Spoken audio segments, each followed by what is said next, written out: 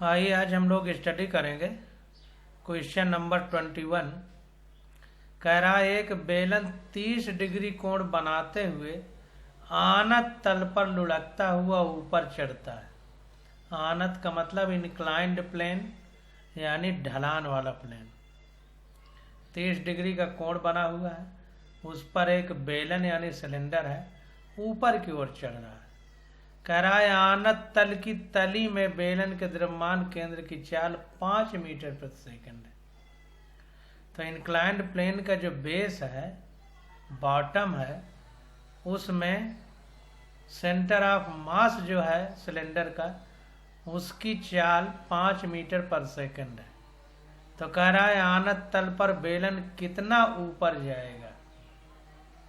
दूसरा पॉइंट है वापस तली तक लौट आने में इसे कितना समय लगेगा। कितना ऊपर जाएगा और फिर लौट के आने में कितना समय लगेगा, ये दो चीजें हमको बताना है। तो देखिए जो जो दिया है पहले हम उसको लिख लेते हैं। तो कोण दिया है थीटा बराबर 30 डिग्री, द्रव्यमान केंद्र की चाल दे दी है 5 मीटर प्रति सेकंड। अब बेलन ऊपर की ओर जा रहा है, तो जाहिर सी बात है कि नीचे से जब ऊपर की ओर जाएगा तो कोई भी वस्तु को पृथ्वी अपनी ओर खींचती है। तो जब हम ऊपर की ओर ले जाएंगे तो उस पर गुरुत्वीय त्वरण नीचे की ओर काम करेगा। इसलिए देखिए जो फार्मूला लिखा गया है उसमें यह माइनस साइन लगा हुआ है, क्योंकि वस्तु तो ऊपर की ओर जा रही है लेकिन उसका जो एक्सीलरेशन है वो नीचे की ओर काम करेगा। इसलिए आनत तल पर लुढ़क कर ऊपर चढ़ते हुए बेलन का त्वरण यानी एक्सीलरेशन। अब त्वरण क्यों निकालना है? त्वरण निकालने का कारण ये है कि जो गति का नियम है v स्क्वायर बराबर u स्क्वायर प्लस 2as या v बराबर u प्लस at या h बराबर ut plus half at square. तो h बराबर ut plus half at square से हम h निकाल पाएंगे या यस निकाल पाएंगे। तो उसमें a है, यस बराबर ut plus half at square में a है यानी त्वरण है। तो पहले त्वरण निकालना जरूरी है, इसलिए हम ऐसा कर रहे हैं। तो त्वरण निकालने का फार्मूला हमको पता है, a बराबर माइनस जी साइन थीटा अपान 1 प्लस के स्क्वायर अपान आर स्क्वायर, जहाँ के हमारा रेडियस ऑफ गायरेशन है, घूर्णन की त्रिज्या जिसको कहते हैं। तो इस फार्मूले से, और माइनस क्यों लगा है हमने आपको बता दिया। अगर नीचे की ओर वस्तु आती होती, बेलन आता होता तो पॉजिटिव साइन लगता, लेकिन चूंकि ऊपर की ओर लग रहा है, गुरुत्वीय त्वरण नीचे की ओर काम करेगा, इसलिए माइनस साइन लगा हुआ। तो यहाँ पर के बेलन की घूर्णन त्रिज्या है, रेडियस ऑफ गायरेशन यानी घूर्णन की त्रिज्या है। तो बेलन के लिए जड़त्वाघूर्ण, तो बेलन का जड़त्वाघूर्ण I बराबर mr स्क्वायर, यहाँ पर घूर्णन की त्रिज्या k है तो mk स्क्वायर बराबर, अब I की वैल्यू बेलन के लिए हाफ mr स्क्वायर होती है, उसके अंदर से जाने वाली अक्ष के परितः हाफ mr स्क्वायर होती है। ये NCERT में लिखा हुआ है। तो जब हमने वैल्यू लिखा तो k की वैल्यू आ गई। k हमेशा mk स्क्वायर लिखते हैं, और जो भी जड़त्वाघूर्ण यानी मोमेंट ऑफ इनर्शिया का फार्मूला होता है, जो भी लिया जाता है, यहाँ बेलन है तो बेलन का लिखें। तो k square equal to R square by 2 हो गया। तो k स्क्वायर की जगह आर स्क्वायर बाई 2 रख देंगे इस फार्मूले पे। तो ये बराबर माइनस 9.8 इंटू साइन कोण 30 डिग्री हमको दिया है upon 1 plus R square by 2 upon R square. इसको सॉल्व किया तो आर स्क्वायर से आर स्क्वायर कट जाएगा, तो ये आ जाएगा minus 9.8 upon 3 metre per second square. ये आ गया। तो गति के समीकरण से v स्क्वायर बराबर u स्क्वायर प्लस 2as, देखिए वही समीकरण हमने लगा दिया। अब ध्यान दीजिए, जब ऊपर वस्तु फेंकी जा रही है, ऊपर की ओर बेलन जा रहा है, तो एक समय बाद रुक जाएगा, यानी अंतिम वेग उसका 0 हो जाएगा। इसलिए अंतिम वेग या लास्ट वाली जो वेलोसिटी है वो 0 रखी गई, बराबर प्रारंभिक वेग 5 मीटर पर सेकंड है सेंटर ऑफ मास का बेलन का, जब तली में है यानी तली में कब होगा? प्रारंभ में। तो प्रारंभिक वेग उसका 5 मीटर पर सेकंड है, तो उसका स्क्वायर हो गया +2 माइनस ए, यहाँ पर गुरुत्वीय त्वरण रखेंगे तो 9.8 रख दिया अपान 3 इंटू एस, जो आनत तल पर दूरी चलेगा वो यस है। अब यहाँ पर माइनस इसलिए है क्योंकि वस्तु ऊपर की ओर जा रही है, गुरुत्वीय त्वरण नीचे की ओर काम करेगा, इसलिए माइनस साइन लगाया गया। तो यहाँ पर यस बराबर आ गया, इसको सॉल्व करने पे ये 25 हो गया गुणे 3/2 गुणे 9.8, तो ये आ गया 3.83 मीटर। तो इतना दूरी पर वो इंक्लाइंड प्लेन या आनत तल या ढलान वाली तल पर ऊपर की ओर जाएगा सिलेंडर, इतने मीटर। अब देखिए, अब इतने मीटर ऊपर चला गया तो कह रहा है अब वापस तली तक लौट के आने में कितना समय लगेगा, ये हमसे पूछ रहा है। तो आप देखिए क्या करेंगे, अब ये देखिए एक दूसरी विधि से भी ये यस की वैल्यू निकाल के दिखा रहा है। तो ये विधि लंबी है, हम इसको नहीं पढ़ेंगे। अब आगे वाले अपने बी विकल्प पर आते हैं और उसको करने का प्रयास करते हैं। तो बी वाले में हमसे पूछ रहा है कि कितना समय लगेगा, तो फिर वही फार्मूला लगा देंगे, अवमंदित त्वरण A=G sin theta upon 1+k² r²। अब देखिए यहाँ पर माइनस क्यों नहीं लगाया, क्योंकि पहले ही अवमंदित लिख दिया है, यानी अब ये त्वरण नहीं मंदन है, यानी रिटार्डेशन कह रहा है। तो रिटार्डेशन है तो इसका मतलब कि वो खुद ही घटता है, तो घटने की बात खुद कह दिया, तो इसलिए यहाँ पर माइनस साइन नहीं लगाया। तो A बराबर G sin theta upon 1+k² r²। तो इससे A की वैल्यू आ गई 9.8/3। साइन 30 की वैल्यू हाफ होती है, रख देंगे, और K की वैल्यू यहाँ से निकाल के हमने रखा था, यहाँ से देखिए K की वैल्यू रखा था, तो k² r²/2 ये निकाला गया है। तो इसी को जब हम यहाँ पर रखेंगे,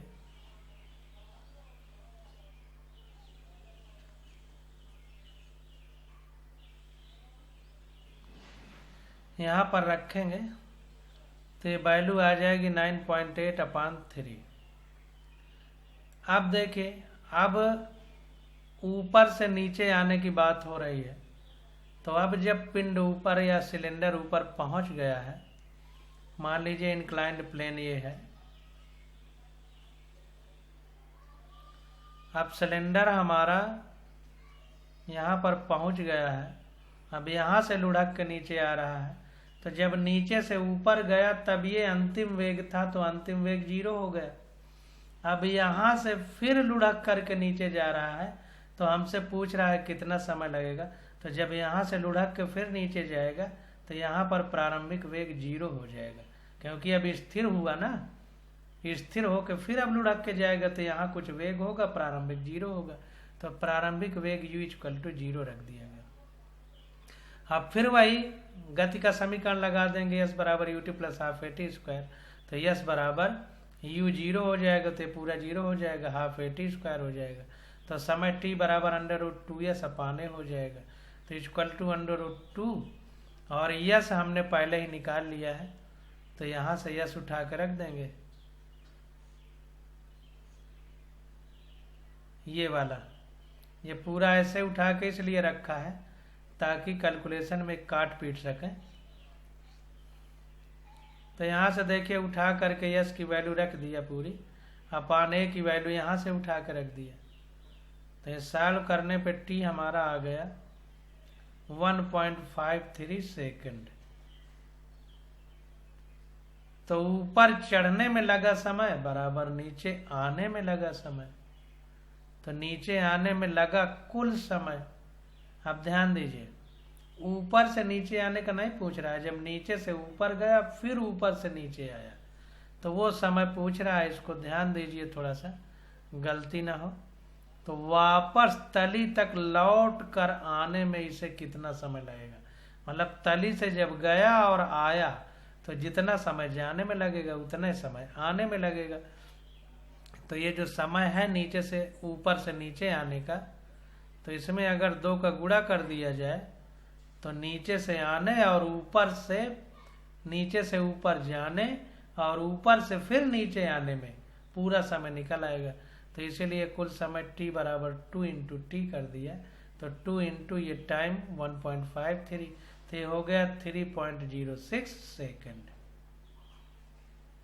तो इस प्रकार से हम लोग सवाल को हल करते हैं। अब क्वेश्चन नंबर 22 आ जाता है, तो इसके बारे में अच्छे से समझेंगे। जैसा चित्र में दिखाया गया है, एक खड़ी होने वाली सीढ़ी के 2 पक्षों BA और CA की लंबाई 1.6 मीटर है। तो ये BA और CA की लंबाई 1.6 मीटर है और इनको A पर कब्जा लगाकर जोड़ा गया है। तो यहाँ पर A पॉइंट है, ये पॉइंट कोई कब्जा लगा करके यहाँ पर ये A पर कब्जा लगा के दोनों सीढ़ियों को जोड़ दिया है। इन्हें ठीक बीच में 0.5 मीटर लंबी रस्सी D द्वारा बांधा गया है। ये बीचों बीच यहाँ से इनके बीच की जो दूरी है आधे पर D पर एक रस्सी द्वारा बांध दिया गया है।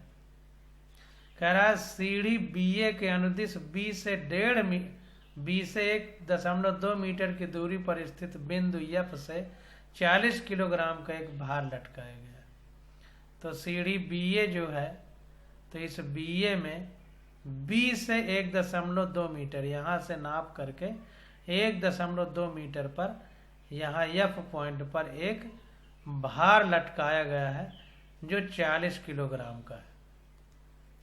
कह रहा है यह मानते हुए कि फर्श घर्षण रहित है और सीढ़ी का भार उपेक्षणीय है, रस्सी में तनाव और सीढ़ी पर फर्श द्वारा लगाया गया बल ज्ञात कीजिए।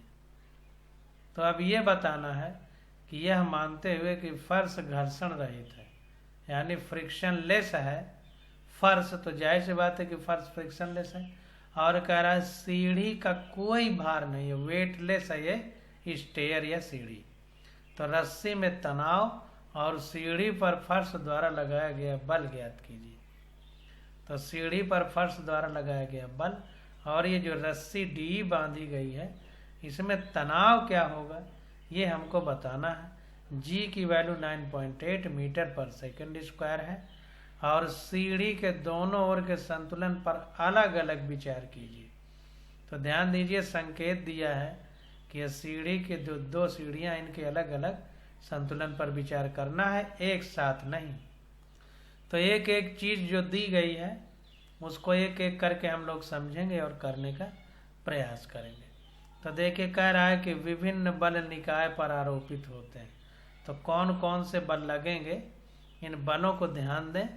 ये बल देखिए नीचे यहाँ पर बनाए गए हैं, तो इन बलों के बारे में हम लोग समझेंगे और करने का प्रयास करेंगे। तो पहला क्या है, पहला तो ये है कि बी बिंदु पर फर्श की अविलंब प्रतिक्रिया यानी बी ऊपर की दिशा में कार्य करती है। तो ये जो बी पॉइंट है हमारा, तो देखिए इस बी पॉइंट पर ये सीढ़ी जहां पर टिकी हुई है, तो पृथ्वी पर जो क्रिया है इसकी प्रतिक्रिया न्यूटन के तीसरे नियम से, क्रिया प्रतिक्रिया नियम से, अगर आप किसी पर बल लगाएंगे तो उसके विपरीत दिशा में बल लगता है। तो ये जो बल लग रहा है पृथ्वी पर, तो इसके विपरीत ये प्रतिक्रिया हो रही है एन बी। तो वही कह रहा है कि बी बिंदु पर फर्श की अविलंब प्रतिक्रिया यानी बी ऊपर की दिशा में कार्य करती है, इसको ध्यान देना। तो अविलंब प्रतिक्रिया ये ऊपर की ओर हो जाएगी। अब इसी प्रकार से देखिए बिंदु सी पर फिर अविलंब प्रतिक्रिया एनसी होगी, जैसे यहाँ है वैसे यहाँ। तो बिंदु सी पर फर्श की अविलंब प्रतिक्रिया ऊर्ध्वाधर ऊपर की ओर कार्य करती है। क्रिया के विपरीत प्रतिक्रिया होती है। तो पृथ्वी पर क्रिया हो रही है तो पृथ्वी के लंबवत ऊपर की ओर ये प्रतिक्रिया एनसी। बिंदु एफ पर भार ऊर्ध्वाधर नीचे की ओर कार्य करता है। इस बिंदु एफ पर जो 40 किलोग्राम का भार है वो नीचे की ओर काम करेगा, क्योंकि पृथ्वी हर एक चीज को अपनी ओर खींचती है, तो ये नीचे की ओर mg काम करेगा। अब यहाँ पर देखिए डी पर रस्सी बंधी हुई है, तो अगर ये हम मध्य बिंदु मान लें, ये मध्य बिंदु, तो जहां पर कोई बिंदु से बंधी रहती है रस्सी, उससे दूर की ओर टेंशन यानी तनाव बल काम करता है। तो इस बिंदु से दूर की ओर तनाव बल ये है, इस ई बिंदु से दूर की ओर तनाव बल ये है। यहाँ भी कोण थीटा ही बनेगा, क्योंकि यहाँ भी थीटा है, एक ही तरफ के कोण है, इसलिए दोनों बराबर रहेंगे। अब देखिए कह रहा है कि दिया है प्रत्येक तरफ की सीढ़ी की लंबाई है AB बराबर AC, तो AB AC बराबर है और 1.6 मीटर लंबाई दी है। तो माना सीढ़ी की भुजाएं क्षैतिज से थीटा कोण पर झुकी हैं तथा सीढ़ी के दो बिंदुओं B तथा C पर फर्श द्वारा लगाए गए बल NB तथा NC हैं, जैसा हमने यहाँ पर दिखाया है, और थीटा कोण पर सीढ़ियाँ झुकी हैं, ऐसा हम मान रहे हैं। तो यहाँ पर सारे बलों को बराबर करेंगे, तो रस्सी की लंबाई D बराबर 0.5 मीटर ये क्वेश्चन में दिया गया है। अब लटकाया गया भार W कितना है, 40 किलोग्राम वेट, यानी ये 40 किलोग्राम द्रव्यमान है, और इसमें गुरुत्वीय त्वरण का गुणा करना पड़ेगा। W बराबर mg होता है, तो m 40 किलोग्राम है और g 9.8 का गुणा कर देंगे तो लटकाया गया भार कितना आ जाएगा, 392 न्यूटन।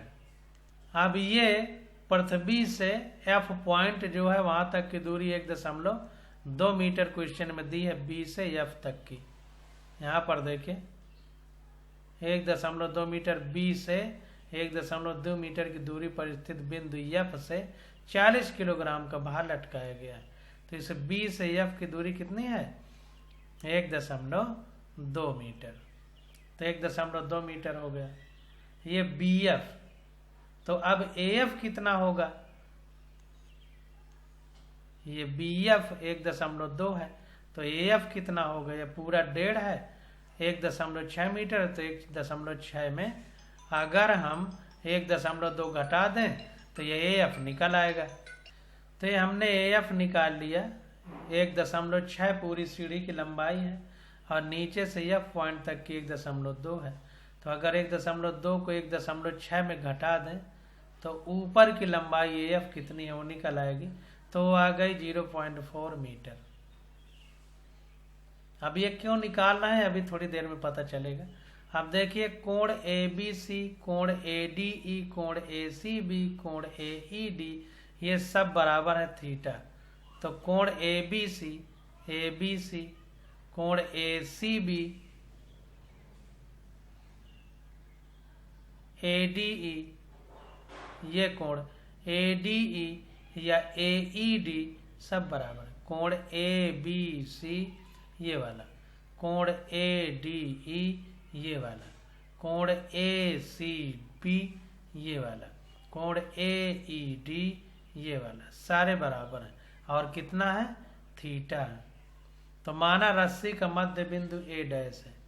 अब हम ये मानते हैं कि ये जो रस्सी है इसका मध्य बिंदु ये हमारा A डैश है। अब देखते हैं इसको, तो A डैश है तो DA बराबर कितना हो जाएगा। अब ये पूरा रस्सी 0.5 मीटर लंबी है, यहाँ पर क्वेश्चन में दिया गया है 0.5 मीटर लंबी रस्सी D पर बांधी गई है।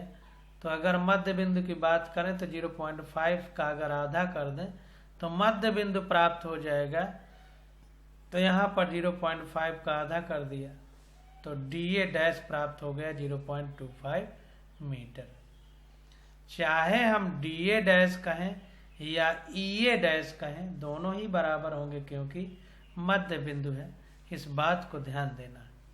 अब देखें आगे, सीढ़ी की स्थानांतरीय साम्य अवस्था के लिए तो सीढ़ी सरल रेखा में न खिसके, मतलब इधर को न फैले इधर को न फैले, इधर को न फैले इधर को न फैले। तो इसको कौन बैलेंस करेगा, अविलंब प्रतिक्रिया बैलेंस करेगी। तो इसलिए कह रहा है कि सीढ़ी की स्थानांतरी साम्यावस्था के लिए क्या होगा, NB प्लस NC बराबर W होना चाहिए। ये जितना ऊपर की ओर है, ये जितना ऊपर की ओर है, तो ये जो ऊपर की ओर अभिलंब प्रतिक्रिया काम कर रही है और mg नीचे की ओर काम कर रही है, तो ये ऊपर वाली नीचे वाले की अगर बराबर हो जाए तो ये कहीं इधर उधर खिसक के स्थानांतरीय गति नहीं करेगी, यानी ट्रांसलेशनल मोशन नहीं करेगी। चूंकि W नीचे की ओर है और NB NC ऊपर की ओर है, इसलिए दोनों एक दूसरे के विपरीत दिशा में है। तो हम दो तरीके से लिख सकते हैं इसको कि NB प्लस NC ये ऊपर की ओर अगर पॉजिटिव मान लें, नीचे की ओर निगेटिव मान लें, तो इसको नीचे निगेटिव लिखेंगे तो माइनस mg इक्वल टू 0 हो जाएगा, या NB प्लस NC बराबर mg हो जाएगा, यह W हो जाएगा, यही W है। तो इस प्रकार से हम लोग लिख सकते हैं। तो यहाँ पर देखिए वही चीज कर लिया है, NB प्लस NC बराबर W, और W हमने निकाल लिया है 392 न्यूटन। तो NB प्लस NC हमारा कितना आ जाएगा, 392 न्यूटन। अब देखिए सब क्रम से निकालते चले जा रहे हैं, बस सारी बातें समझते चले जाइए तो सब चीज स्पष्ट हो जाएगी। अब AB भुजा की तरफ बिंदु A के परितः बल का आघूर्ण लेने पर, अब देखिए अभी ये स्थानांतरी गति की बात हुई कि इधर उधर गति ना करे सीढ़ी, अब घूर्णन ना हो, बल आघूर्ण की बात हो रही है, तो इसको भी समझने का प्रयास करेंगे। तो देखिए कह रहा है कि AB भुजा की तरफ बिंदु A के परितः बल का आघूर्ण लेने पर, तो AB भुजा ये है, AB भुजा पर बिंदु A के परितः बल आघूर्ण लेने पर, तो इसको समझते हैं और करने का प्रयास करते हैं। तो ये देखिए अभिलंब प्रतिक्रिया इस तरफ काम कर रही है, तो देखिए मध्य बिंदु यहाँ पर है, तो इस बिंदु के परितः ही घूर्णन होगा, इस रस्सी का ऐसे जाएगी, अगर फैलेगी तो ऐसे जाएगी, तो घूर्णन ऐसे ही होगा, इसका इधर को ऐसे होगा, तो मध्य बिंदु हमारा ये हो गया। तो एक तरह से ये रोटेशनल एक्सिस है, इसी पे ऐसे ऐसे घूमेगी, ऐसे ऐसे ऐसे, तो रोटेशनल एक्सिस है। तो रोटेशनल एक्सिस से लंबवत दूरी बल गुणे लंबवत दूरी, तो NB इंटू BC हो जाएगा बल आघूर्ण के बराबर। तो ये देखिए यहाँ पर NB गुणे BC डैश लिखा गया है, NB गुणे BC डैश। अब आगे देखते हैं बराबर। अब देखिए W के लिए देखते हैं, W के लिए, तो ये W नीचे की ओर लग रहा है, तो बल गुणे लंबवत दूरी, तो बल मान लीजिए mg है, तो यह भार mg है, तो यहाँ पर यह बराबर यमे होता है, तो यमे लिखें या mg एक ही बात है, गुणे लंबवत दूरी, तो लंबवत दूरी है f डैश a डैश है, ये लंबवत दूरी f डैश a डैश कहें या fh कहें एक ही बात है। तो यहाँ पर देखिए लंबवत दूरी f dash a dash plus, अब डोरी का तनाव देखें, तो डोरी का तनाव T और लंबवत दूरी, तो लंबवत दूरी ये है, इस दूरी की अक्ष के से लंबवत, ये टेंशन है, तो T into A dash, T into A dash हो जाएगा। तो यहाँ पर देखिए T इंटू A डैश कर दिया। अब ये दोनों को बराबर किया और इसको अलग किया, ऐसा क्यों, ये दोनों प्लस क्यों लिखे गए, इसके साथ इसको लिख सकता था। तो इसको देखते हैं और समझने का प्रयास करते हैं। तो यहाँ पर देखिए, तो यहाँ पर अगर गौर से हम देखें तो इस NB के कारण ये ऊपर की ओर ऐसे घुमाव होगा, ऐसे, जबकि mg के कारण ऐसे घुमाव होगा, ऐसे ऐसे ये mg काम करेगी अगर ये सीढ़ी वो होगी। हाँ, तो इसको ध्यान दीजिए, देखिए बल ऊपर की ओर लग रहा है ऐसे, तो इसको ऐसे ले जाएगा और ये नीचे की ओर है। ये एफ हमारा इसके विपरीत है, इसके। तो जिधर ये होगा ये उधर ये वाला नहीं होगा, क्योंकि इसके विपरीत है। ये देखिए तीर ऊपर को है, नीचे को है, और ये इधर को है, तो ये इधर खिसका के ले जाएगा, तो टेंशन वाला इधर लाने का प्रयास करेगा, तो इसका विरोधी है। तो ये देखिए ये तीर इसका विरोधी है, और ये टेंशन इसको इधर लाएगा, सीढ़ी को ये वाला इधर खिसका के ले जाएगा खींच के, तो ये भी इसका विरोधी है। तो ये दोनों संगत हैं और ये विरोधी है, इसलिए इन दोनों को जोड़ा गया और इसके बराबर किया गया। ये चीज समझना बहुत जरूरी है। तो यहां पर देखिए क्या हुआ कि B C dash equal to A B cos theta हो जाएगा। B C dash equal to A B cos theta हो जाएगा। किस प्रकार से? क्योंकि ये कोण थीटा है, तो इसे ए बी के अगर दो घटक बनाए जाएंगे तो दो घटक बनेंगे, तो एक इधर को चला जाएगा और एक इधर को चला जाएगा। तो ये थीटा है तो पास में कास, तो ये वाला ए बी कास थीटा होगा और ये वाला ए बी साइन थीटा होगा। तो ये वाला घटक ए बी कास थीटा होगा, इसलिए बी सी डैश बराबर ए बी कास थीटा लिख दिया गया। तो यहाँ पर बी सी डैश बराबर ए बी कास थीटा और ए डैश बराबर ए डी साइन थीटा लिख दिया गया। अब देखिए ए डैश बराबर ए डी साइन थीटा कैसे है? तो ये ए डी के दो घटक हो जाएंगे, एक ये और एक ये हो जाएगा। तो अब ये वाला थीटा है, तो ये पास में कास, तो ये ए डी साइन थीटा होगा, साइन थीटा। और ये अरे ए डी कास थीटा होगा, पास में कास, कास थीटा। और ये वाला हमारा ए डी साइन थीटा होगा, पास में कास, सामने साइन। थीटा के पास वाली भुजा को कास लिखते हैं, सामने वाली को साइन लिखते हैं। तो इस ए डी के दो कंपोनेंट हो गए, A D cos theta, A D sine theta. अब ए डैश ए डी के पैरेलल है, इस रेखा के पैरेलल है, इसलिए जो ये रेखा है वही ए डैश है, तो इसलिए A dash A D sine theta होगा। ये बात निकल करके सामने आ गई। तो ये ए डैश बराबर ए डी साइन थीटा हो गया। अब क्वेश्चन को सॉल्व करेंगे तो N B into B C की जगह ए बी कार थीटा बराबर W into F dash A dash की जगह 0.125 है, क्योंकि एफ डैश ए डैश की लंबाई 0.125 है। ये देखिए निकाला गया है आधा करके। और इसके बाद plus T into A dash A D sine theta है। तो ये पूरा सॉल्व किया तो आ गया cos थीटा बराबर D F dash upon D F. ये हमारा ये समीकरण 2 हो गया। अब angle triangle D F F dash से, तो डी एफ डैश से देखते हैं cos थीटा बराबर क्या होगा, डी एफ डैश।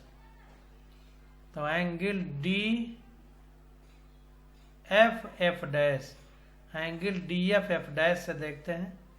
तो यहाँ पर देखिए डी एफ डैश में ये थीटा है, तो अगर cos थीटा के टर्म में हम लिखना चाहें तो देखिए लाल बटे कक्का होता है, ये साइन होता है, ये cos होता है, ये tan होता है। तो cos में आधार बटे कर्ण, तो ये थीटा है तो ये आधार होगा, सामने वाली ये भुजा लंब होगी और ये कर्ण होगा यानी हाइपोटेन्यूज। तो इस प्रकार से cos थीटा बराबर आधार बटे कर्ण, तो आधार ये डी एफ डैश होगा D F dash upon D F, आधार बटे कर्ण। काश थीटा बराबर D F dash upon D F होगा। तो काश थीटा बराबर D F dash upon D F हो गया। तो डी एफ डैश हमको पता है 0.125 अपान डी एफ 0.4 हमने निकाला था, 0.4।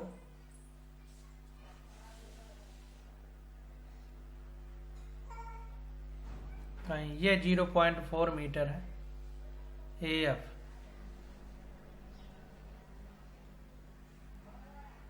डी एफ 0.4 देखते हैं। ये देखिए ए डी का मध्य बिंदु एफ है, तो ए एफ और डी एफ बराबर होंगे। तो यहाँ पर देखिए ए एफ की वैल्यू 0.4 है, तो ए एफ अगर 0.4 है तो डी एफ भी 0.4 होगा। ये चीज़ यहाँ पर देखिए निकाली गई है। तो इस आधार पर हम लोग यहाँ पर वैल्यू रखेंगे। तो डी एफ 0.4 हो गया, सॉल्व किया तो आ गया 0.3125। तो ये वैल्यू होती है cos 72.8 डिग्री की। ये सब जब ट्रिग्नोमेट्री पढ़ाएंगे तो वहाँ और स्पष्ट रूप से बता देंगे, वैसे कक्षा 10 में आप लोग पढ़े हैं। तो ये काश थीटा बराबर cos 72.8 डिग्री हो गया, तो थीटा बराबर 72.8 डिग्री हो गया। तो काश थीटा की वैल्यू डिग्री में कहेंगे तो cos 72.8 डिग्री होगी, वैसे 0.3125 होगा। अब साइन थीटा बराबर साइन 72.8 डिग्री होगा, तो साइन 72.8 डिग्री का मान होता है 0.9553। और tan थीटा बराबर 72.8 डिग्री का मान होगा 3.2350। यहाँ पर पॉइंट लगा है, निकालेंगे तो आप लोग पता चल जाएगा। ये cos थीटा, साइन थीटा और tan थीटा में सबके 72.8 डिग्री की वैल्यू यहाँ पर लिख दी गई। अब देखिए समीकरण 2 में यह मान रखने पर, अब ये जो समीकरण 2 प्राप्त हुआ है, इसमें ये वैल्यू अगर हम लोग रख दें तो N B into A B cos theta, तो ए बी की वैल्यू रख दिया 1.6, लंबाई है ए बी सीढ़ी की, इंटू cos 72.8 डिग्री की वैल्यू आई है 0.3125 बराबर। अब W 392 न्यूटन हम लोगों ने निकाला है, into 0.125 plus T into A D की लंबाई 0.8 है,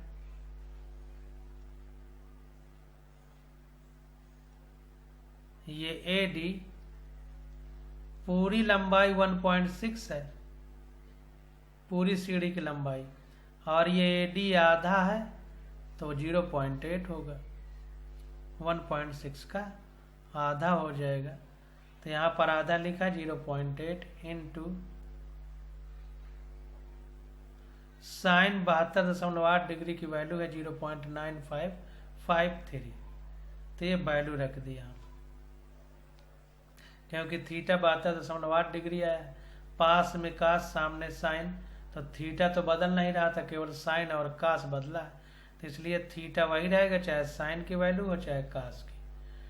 तो इसको जब सॉल्व किया तो आ गया 0.5 एन बी बराबर 0.764 टी प्लस 49, ये 49 आ जाएगा सॉल्व करने पे, और टी में इसका गुणा करेंगे तो इतना आ जाएगा। तो अब देखिए क्या कह रहा है, कह रहा है अतः बिंदु ए के परितः ए सी की तरफ बलों का आघूर्ण लेने पर, तो बिंदु ए के परितः ए सी की तरफ बलों का आघूर्ण लेने पर, अब ये ए सी की तरफ बलों का आघूर्ण लेंगे तो इसको देख लेते हैं। तो ये हो जाएगा एन सी जो अभिलंब प्रतिक्रिया है गुणे लंबवत दूरी सी सी डैश। तो ये लंबवत दूरी सी सी डैश, इसके लंबाई ये 90 डिग्री का कोण है, तो लंबवत दूरी लेते हैं तो सी सी डैश ये बराबर हो जाएगा टी इंटू ए डैश, ये बराबर हो जाएगा ये तनाव बल टी और ये लंबवत दूरी केंद्र बिंदु से ए डैश, तो टी इंटू ए डैश। इधर देखिए mg नहीं है तो इधर नहीं लिया गया है, बाईं तरफ था तो उसको लिया गया था, बाईं तरफ था तो लिया गया था, दाईं तरफ नहीं है तो उसको नहीं लिया गया। तो ये हो गया हमारा सी सी डैश बराबर ए सी कास थीटा हो जाएगा। अब फिर इसको देखिए, ये सी सी डैश है तो थीटा तो पास में कास, पास में कास सामने साइन, तो ये ए सी के दो घटक होंगे, एक ये, तो थीटा की पास वाले में ए सी कास थीटा होगा, तो सी सी डैश हमारा ए सी कास थीटा हो जाएगा, जैसा इसमें निकाल के हमने बताया था। तो ये हमारा हो गया सी सी डैश बराबर ए सी कास थीटा। अब ए डैश बराबर ए ई साइन थीटा हो जाएगा, तो इसको भी देख लेते हैं। तो ए ई डैश बराबर, अब पास में कास सामने साइन, तो ये एक घटक ये चला जाएगा और एक घटक ये चला जाएगा, तो ये ए ई कास थीटा होगा पास में, और सामने साइन तो ये ए ई साइन थीटा होगा। तो हमारा ए डैश वाले में ए ई साइन थीटा हो जाएगा। तो यहां पर देखिए ए डैश बराबर ए ई साइन थीटा हो गया। तब फिर वैसे कर देंगे तो एन सी इंटू ए सी कास थीटा बराबर एन सी इंटू सी सी डैश बराबर ए सी कास थीटा और ए डैश बराबर ए ई साइन थीटा। तो एन सी इंटू ए सी कास थीटा बराबर टी इंटू ए ई साइन थीटा। तो एन सी इंटू ए सी पूरी सीढ़ी की लंबाई 1.6 मीटर है, इंटू कास थीटा की वैल्यू 0.3125 हम लोग निकाले हैं, बराबर टी इंटू ए ई आधी दूरी है पूरी सीढ़ी की, तो पूरी सीढ़ी 1.6 मीटर है, तो आधी 0.8 हो जाएगा, इंटू साइन 72.8 जो भी था उसकी वैल्यू निकल के आई थी 0.9553। तो ये वैल्यू हम उठा कर रख देंगे 0.555953। तो ये हो गया इसको सॉल्व करेंगे तो 0.5 आएगा, इंटू एन सी बराबर, इसको सॉल्व करेंगे तो 0.764 आएगा, इंटू टी। तो यह मान समीकरण 3 में रखने पर, अब ये मान उठा के समीकरण जब 3 में रख देंगे, ये समीकरण में टी की वैल्यू या एन बी की वैल्यू, तो एक की वैल्यू रखेंगे तो दूसरा सॉल्व हो जाएगा। तो ये उठा के जब रखा तो 0.5 एन बी बराबर 0.5 एन सी, इसके बराबर हो जाएगा प्लस 49 हो जाएगा, प्लस 49 हो जाएगा। ये वैल्यू देखिए बराबर है तो इसकी जगह ये रख दिया, तो ये आ गया। तो ये सॉल्व करने पे आ गया N B minus N C बराबर 98। अब आगे देखिए समीकरण 1 तथा 5 को जोड़ने पर ये 5वां समीकरण और ये पहला ये वाला N B plus N C बराबर 392 और N B minus N C बराबर 98, इसको जोड़ेंगे तो एक चीज कट जाएगी, तो 2 एन बी बराबर 392 प्लस ये 98 जुड़ जाएगा, तो आ जाएगा 490। तो सॉल्व करने पे एन बी आ जाएगा 245 एन, तो एन सी बराबर आ जाएगा 292 में 245 घटेगा तो 147 एन। अब एन की वैल्यू आ गई। अब इसमें अगर एन की वैल्यू रख देंगे तो टी की वैल्यू आ जाएगी, 4 में जब एन की वैल्यू रखेंगे तो टी की वैल्यू सॉल्व करने पे आ जाएगी 96.7 न्यूटन। तो यही हमारा आंसर हो जाएगा। अब आगे आ जाता है क्वेश्चन नंबर 23। इसकी स्टडी हम लोग अगले लेक्चर में करेंगे। आज बस यहीं तक।